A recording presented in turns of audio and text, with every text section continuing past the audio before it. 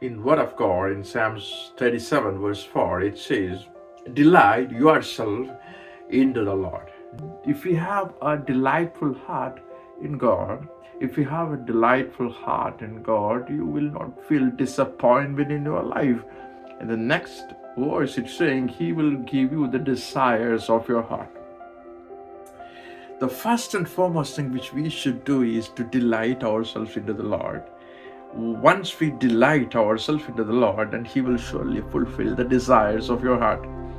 യഹോവയിൽ തന്നെ രസിച്ചുകൊള്ളുക, അവൻ നിന്റെ ഹൃദയത്തിലെ ആഗ്രഹങ്ങളെ നിനക്ക് നൽകും. ജീവിതത്തിൽ ചിലപ്പോൾ നിരാശ കടന്നു വരാം, ചിലപ്പോൾ വേദനകൾ കടന്നു വരാം, ദുഃഖങ്ങൾ കടന്നു വരാം.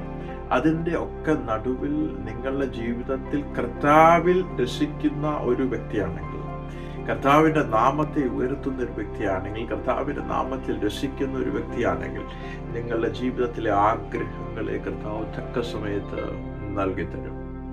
വിശ്വസിക്കുന്നവർ എന്നോട് ചേർന്ന് ആമേൻ പറയുക. God bless you.